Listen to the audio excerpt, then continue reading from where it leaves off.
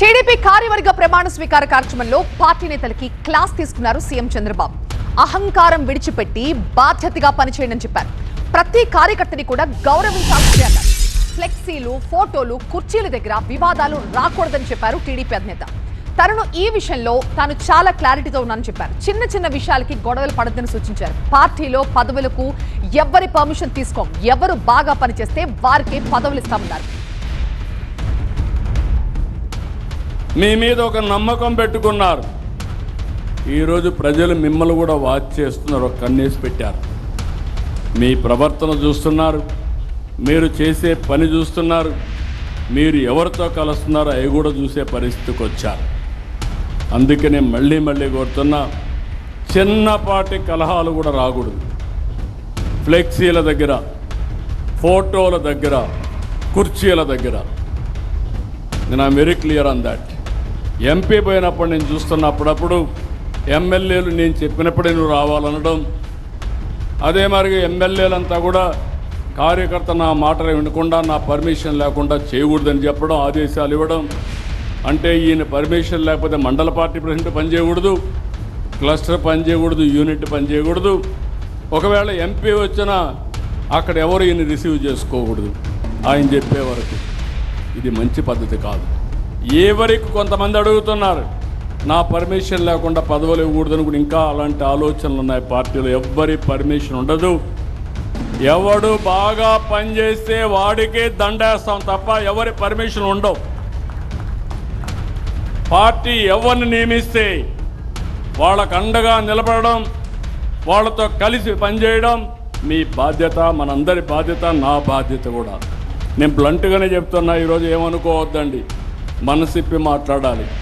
మనసిప్పి మాట్లాడకపోతే మీరు ఏమనుకుంటారంటే ఎవరైనా పని చేయకపోయినా నాకు గౌరవం ఇవ్వమంటారు, నేను ఫస్ట్ నుంచి ఉన్నాను నాకు గౌరవం ఇవ్వమంటారు. కావాలంటే మా ఇంటి పిలిచి ఒక కాఫీ ఇస్తాను, కానీ పార్టీ కోసం పనిచేసిన వాళ్ళకే గుర్తింపు ఉంటుంది. నేను ఐఎమ్ వెరీ క్లియర్. నా ఫ్రెండ్ అయినా లేకుండా నా ఇంట్లో దగ్గరగా ఉన్న రేపు ఎవరైనా సరే వేదిక పైన ఉండేవాళ్ళు కానీ కింద ఉండేవాళ్ళు కానీ అందరికీ ఒకటే రూల్ వర్తిస్తుంది.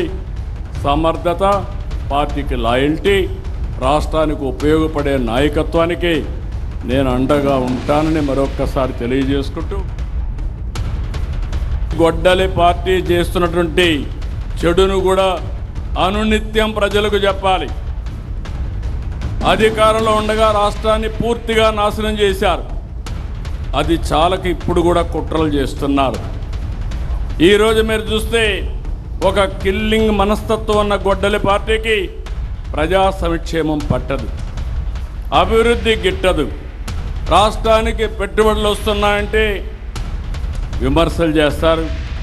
ఒకవేళ విమర్శలు చేసిన తర్వాత ప్రజల్లో కానీ వ్యతిరేకత వస్తుందనుకుంటే మేమే తెచ్చాం, మేమే ఆలోచించామని మాట్లాడే పరిస్థితికి వస్తున్నారు. అబ్సెసివ్ కంపల్సివ్ డిజార్డర్ ఇది ఒక వ్యాధి.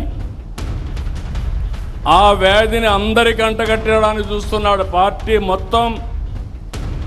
అబ్సెసివ్ కంపల్సివ్ డిజార్డర్ అది ఈరోజు క్రెడిట్ చోరీ డిజార్డర్గా కూడా తయారై అందులో భాగమే ఇది. మనం వదిలిపెడితే దేశానికి స్వాతంత్రం తేవడానికి మేమే ఆలోచించామని కూడా చెప్తారు. అది నమ్మతారని కాదు, వాళ్ళ మనస్తత్వం. ఇంకో పక్క మీరు గుర్తుపెట్టుకోవాలి, సింధూరుకు కూడా డ్రోన్ ఆలోచన నేనే ఇచ్చానని చెప్పే పరిస్థితికి వస్తారు. ఫేక్ ప్రచారంతో ఒక పటిష్టమైనటువంటి యంత్రాంగాన్ని ఎస్టాబ్లిష్ చేశారు.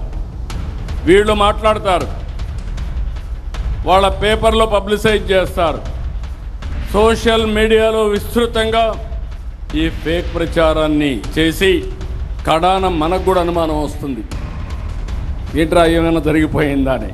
ఆ పరిస్థితి తెస్తారు.